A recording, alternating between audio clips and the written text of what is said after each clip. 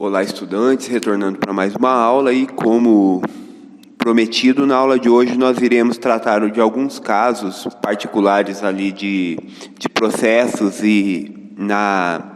com respeito à primeira lei, e além disso nós vamos tratar também de processos reversíveis, tá bem? Uma boa aula a todos.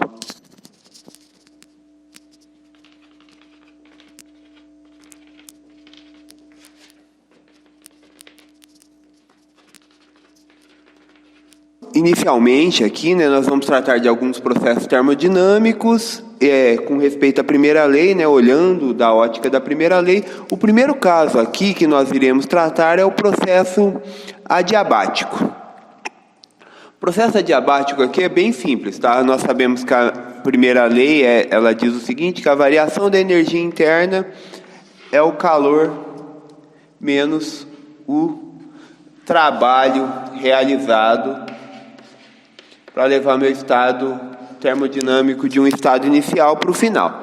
A questão é, como é um processo adiabático? Então, um processo adiabático ele é um processo que ele se dá isolado. Então, meu sistema termodinâmico ele não troca calor com o meio, com o ambiente. Então, o calor no processo adiabático é nulo, de modo que a energia interna ela vai ser igual ao trabalho realizado, ok? Então, considerando aqui um processo a volume constante.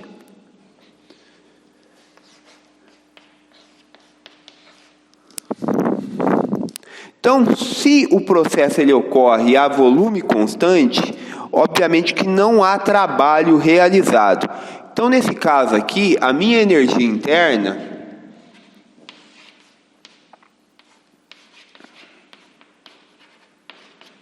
então, se eu tenho volume constante, eu não posso ter expansões nem compressões. Então, não há trabalho, o trabalho realizado é nulo, de modo que a minha energia interna é apenas, a variação da minha energia interna, ela se dá através de transferência de calor, ou introduzindo calor no meu sistema, ou retirando uma certa quantidade de calor do meu sistema. Então, no caso aqui de processos adiabáticos, eu posso pensar em compressões e expansões, e na transferência de calor, eu sempre tenho que deixar o meu sistema isolado com todas as paredes adiabáticas, mas pelo menos uma parede diatérmica que permita que o meu sistema troque calor com o reservatório. Então, desta forma, eu posso fazer transformações no meu sistema, colocando o sistema em contato térmico. Uma outra forma de variar a energia interna também, que é um caso particular interessante, são processos isotérmicos. Então, processos isotérmicos, a variação da energia interna é nula. Se vocês estiverem lembrados, na aula anterior eu disse que se aumenta a temperatura de um sistema, aumenta a energia interna, se diminui a temperatura de um sistema, diminui a energia interna. E aqui é um caso interessante, tá? Como funciona esse processo, Nós vamos ter que olhar aqui, para essa seguinte situação aqui, Então, paredes adiabáticas, Vamos pensar num pistão, tá? Com paredes adiabáticas, porém, uma parede diatérmica. Então, aqui o meu gás está imerso nesse sistema e aqui um pezinho.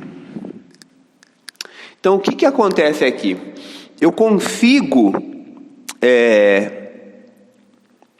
expandir e comprimir esse sistema, transferindo calor e realizando trabalho. Por exemplo, pense na seguinte situação. Se eu expandir adiabaticamente esse sistema, obviamente que o gás ele vai resfriar.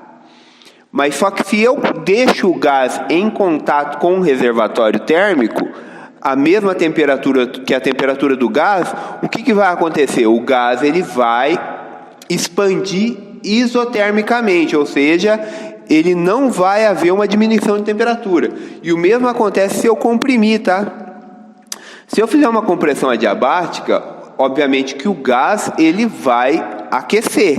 Mas se eu deixar o gás em contato com o reservatório térmico a uma temperatura mais baixa, o gás ele vai comprimir adiabaticamente.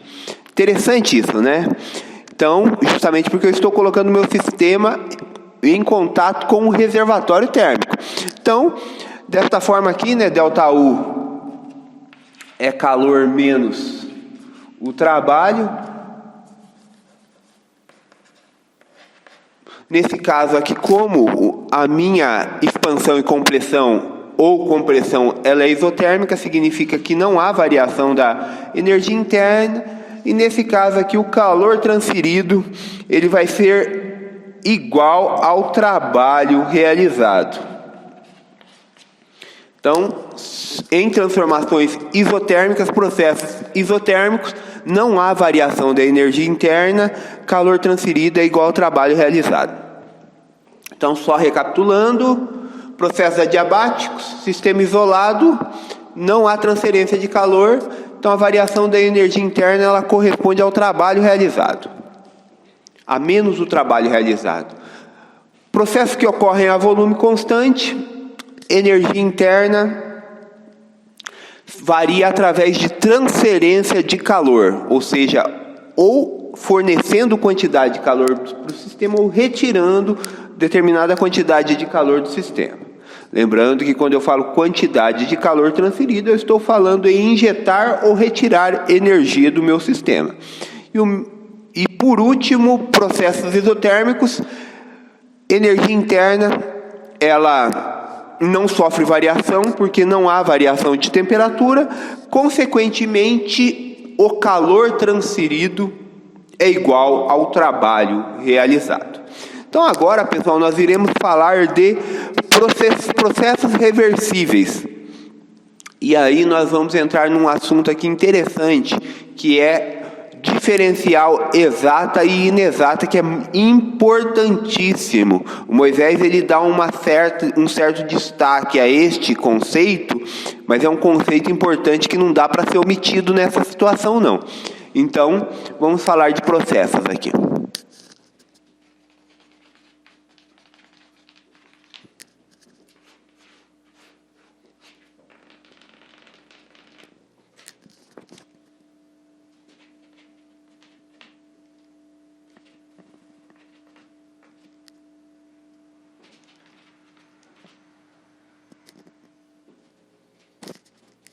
Vamos pensar na seguinte situação aqui.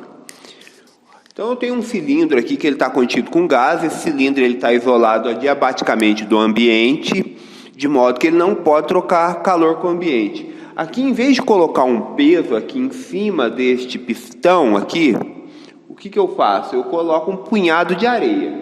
Então essa areia aqui ela está equilibrada, né, pela pressão do gás. E o volume deste cilindro aí, ele é igual a área da base aqui, A, vezes a altura X. Então, o que acontece aqui? Ó? Se eu retirar um grãozinho de areia deste montinho de areia, o que vai acontecer com o meu gás? O meu gás ele irá expandir. Só que ele irá expandir de um comprimento infinitesimal. Ok? Então, a minha pergunta é, qual é o trabalho realizado nessa expansão? Então, obviamente que o meu trabalho aqui, ele é infinitesimal. Eu vou usar o linha aqui porque eu irei explicar que essa diferencial aqui, ela é inexata, ou seja, ela não depende do estado, tá? Diferenciais exatas dependem da configuração do sistema e diferenciais inexatas, elas não dependem da configuração do sistema, mas isso eu já explico na sequência, tá? Então, o trabalho realizado aqui, ele é força vezes o deslocamento. Então, obviamente que o gás exerce uma força aqui sobre o êmbolo, então quando eu tiro um grãozinho de areia, esse gás vai expandir, nessa expansão ele vai realizar trabalho, e o trabalho é força vezes deslocamento. Força escalar de deslocamento. Ok, como a força ela executa, a força tem a mesma direção do deslocamento, eu posso escrever ela como força vezes o deslocamento. Então, o que é a força no caso de um gás? A força ela pode ser escrita como a pressão vezes a área. Então, o meu trabalho aqui, ele é a pressão do gás vezes a área vezes o dx. Só que o dx aqui, vezes a área, ele vai ser o meu elemento infinitesimal de volume. Ó, o volume não é A vezes X, obviamente que se eu pegar A vezes um comprimento infinitesimal aqui, isso vai me dar um elemento de volume. Então eu posso escrever o trabalho do gás nessa expansão como sendo trabalho igual a PdV. Este aqui é um processo reversível, porque ele atende dois quesitos. Ele é infinitesimal e ele ocorre de forma lenta. Então, como que é feito um trabalho como que é executado uma expansão de forma reversível? Então, você tem que fazer ela da seguinte forma: ela não pode trocar calor com o ambiente e ela tem que acontecer de forma lenta. Então, eu retirei um grão de areia, vou esperar o meu sistema entrar em equilíbrio termodinâmico, expandiu, entrou em equilíbrio, aí eu vou lá e retiro um outro grão de areia. E eu posso fazer isso indefinidamente, desde que eu respeite essas duas condições, tá? O sistema não troque calor com o ambiente e o processo ocorra de forma lenta, permitindo que a cada passo o sistema se estabilize. Então, nós precisamos que o processo ocorra de forma lenta e que o atrito entre o pistão e o cilindro ele tem que ser desprezível, tá bem?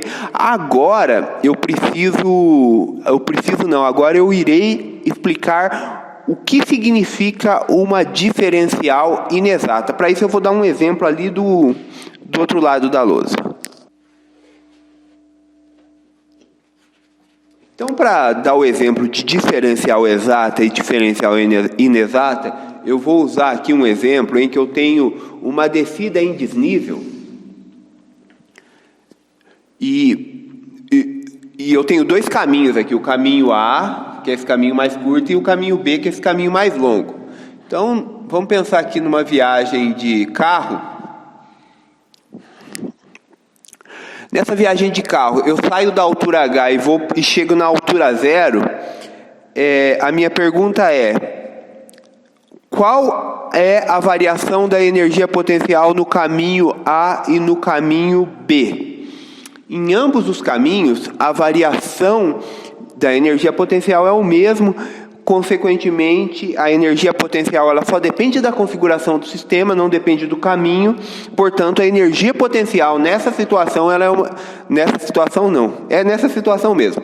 A energia potencial nessa situação, ela é uma diferencial exata. Agora, a minha pergunta é: o consumo de combustível do carro, ele é o mesmo em ambos os caminhos? Não. O consumo de combustível ele depende do caminho. Se o consumo de combustível depende do caminho, significa que o consumo de combustível ele é uma diferencial inexata. E no caso, o trabalho realizado por um gás, ele depende do caminho. Então, se ele depende do caminho, esse trabalho ele é uma diferencial inexata. Eu irei dar um exemplo aqui de 3 processos em que eu vou do mesmo estado inicial para o estado final, porém eu realizo o trabalho de forma diferente. E um único processo é reversível.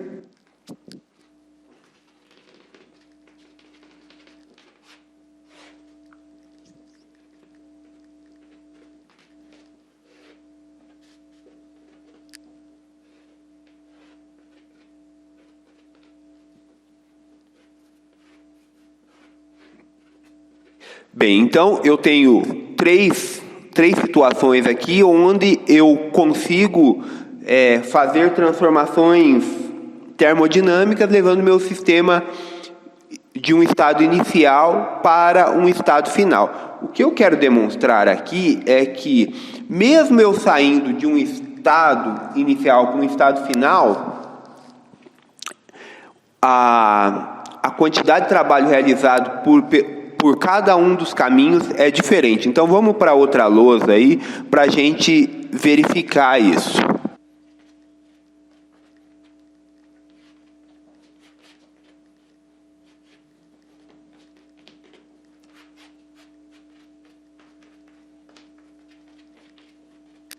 Bem, como nós verificamos, o meu trabalho ele pode ser calculado como a integral de I até F de P dV, já que o meu elemento de trabalho aqui, dW, ele é PDV. Então, obviamente que eu posso calcular o trabalho integrando, ou seja, somando os elementos infinitesimais de trabalho. Então, o que nós temos aqui? Então, se o trabalho é integral de PDV, obviamente que o trabalho aqui, ele vai ser a área abaixo dessa curva. Então, percebam que mesmo meu sistema ele saindo de uma configuração inicial e chegando de uma mesma configuração inicial e chegando à mesma configuração inicial, dado o processo que eu escolhi para levar meu sistema, o trabalho realizado ele será um tipo de trabalho. Então, consequentemente, o meu trabalho ele não é uma função de estado. Então, o meu trabalho é uma diferencial inexata. Por outro lado, nessas três situações, a variação da energia interna é a mesma, ou seja, a energia interna é uma diferencial exata, mas o trabalho ele é uma diferencial inexata, ou seja, o trabalho depende do caminho, mas a energia interna ela não depende do caminho, tá bem? No caso aqui, este processo aqui é reversível.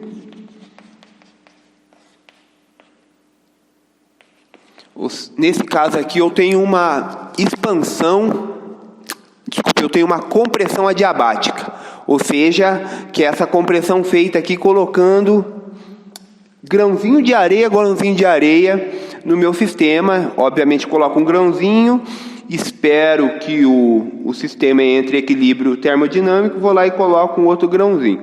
Então, nesse caso aí, o processo tem que ser lento com atrito desprezível. Dessa forma eu posso comprimir e expandir de forma reversível, ou seja, se eu coloco grãozinho por grãozinho, eu vou levar o meu sistema até um volume, e aí se eu retiro grãozinho por grãozinho, eu volto o meu sistema num volume inicial de forma reversível, ok? Então, o processo precisa ser lento e com atrito desprezível. Então, agora, no caso de um processo cíclico, só para encerrarmos essa questão de realização de trabalho, qual é o trabalho realizado num processo cíclico?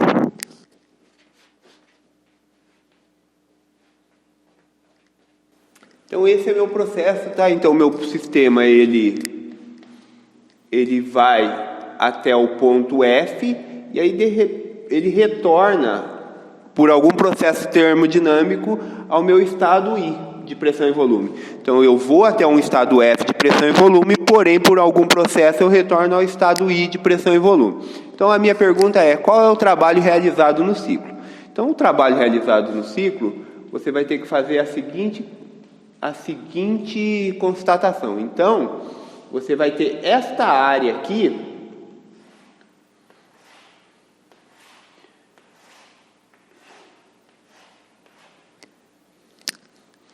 que caracteriza o trabalho realizado para deslocar o sistema de I para F.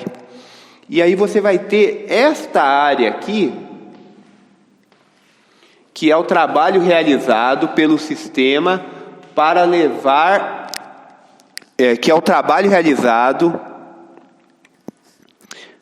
que você vai ter essa área que corresponde ao trabalho para o sistema ir de F para I.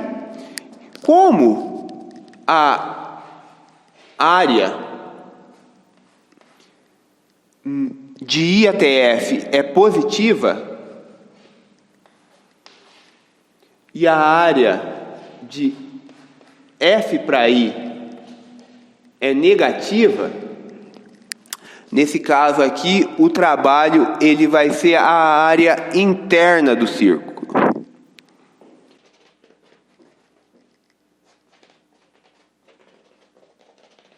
Então, para um ciclo fechado, ou seja, para um caminho fechado, o trabalho vai ser uma integral e que vai me fornecer a área interna do ciclo, ou seja, uma integral fechada, porque corresponde a um ciclo fechado. Uma coisa importante é que o trabalho ele é positivo se o meu ciclo acontece no sentido horário e o meu trabalho é negativo se o meu ciclo acontece no sentido anti-horário.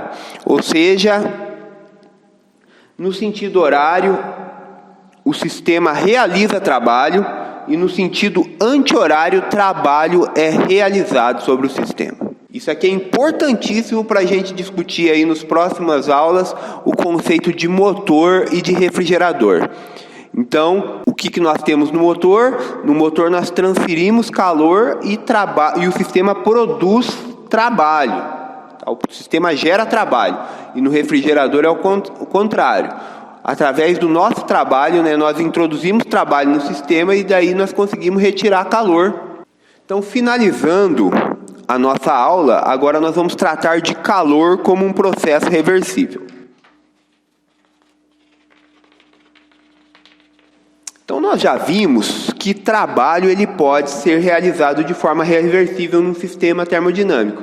Para isso ele tem que ocorrer de forma lenta, em elementos infinitesimais e com atrito desprezível. E agora, como eu posso transferir calor de forma reversível? Da mesma forma. Então eu tenho que ser de forma infinitesimal e lenta.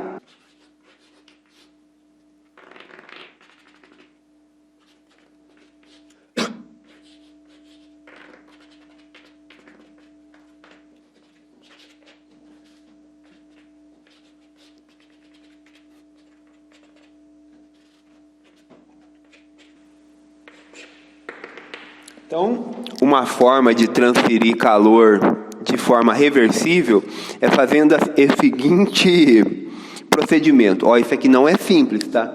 Então, prestem bem atenção. Então, o entendimento é simples, mas executar isso não é simples. Então, o que nós temos aqui? Eu tenho um gás, ele está imerso num reservatório a volume constante, está imerso num recipiente a volume constante, e ele tem uma parede diatérmica e as outras paredes são adiabáticas, ok?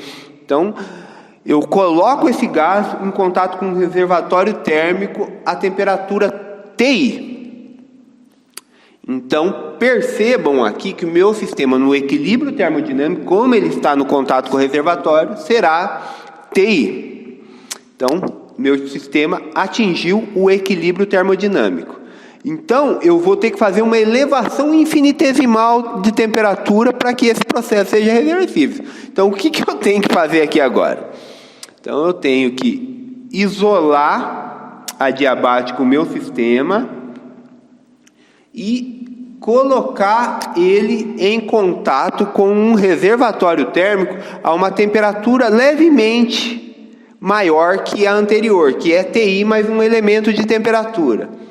E assim por diante, Então daí o sistema entrou no equilíbrio termodinâmico, isola adiabaticamente, coloco ele em contato com um reservatório térmico ATI mais 2 DT, ou seja, 2 elementos infinitesimais de temperatura, e desta forma eu posso repetir esse processo indefinidamente, tanto para aumentar como para diminuir a temperatura. Então, eu posso transferir calor para um gás de modo reversível. Então, eu posso aumentar e diminuir a temperatura de um gás de modo reversível. Então, nesse caso aqui, a transferência de calor ela pode ser representada da seguinte forma. Ou seja, a quantidade de calor infinitesimal transferida para o meu sistema, ela é a capacidade térmica vezes o meu elemento de temperatura. Lembrando que esse dq aqui é uma diferencial inexata, ou seja, ela não corresponde a uma equação de estado, tá? Ela depende de como o calor é transferido para o meu sistema. Vou dar um exemplo.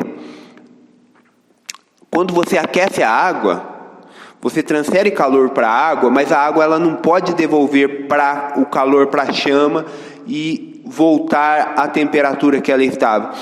A transferência de calor ela é um processo irreversível, ok? Para eu transferir calor de forma reversível, eu preciso fazer todo esse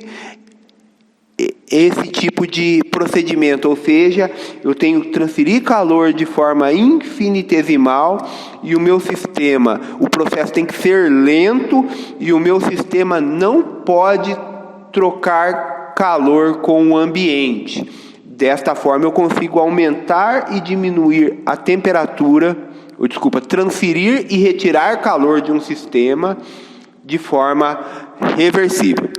Então, sabendo que o calor e o trabalho são diferenciais inexatas, mas a energia interna é uma diferencial exata, ou seja, depende apenas da configuração inicial e final do sistema, nós podemos escrever a energia interna da seguinte maneira aqui, ó. Então a energia interna, a variação infinitesimal da minha energia interna, ela pode ser escrita como a variação infinitesimal do meu calor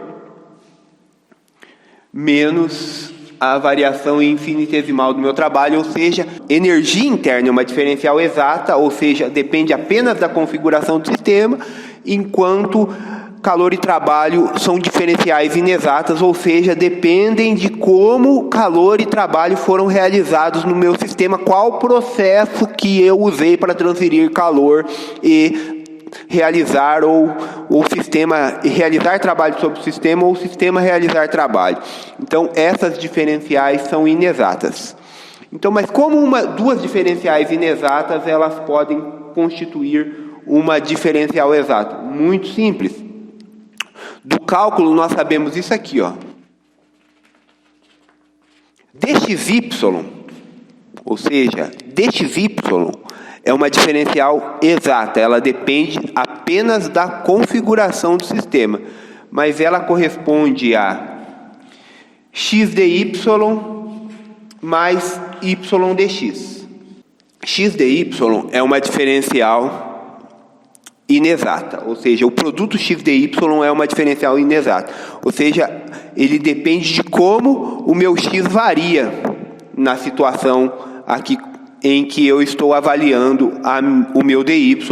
Então, esta função aqui, ó, ela depende do x, então ela não depende apenas da configuração y.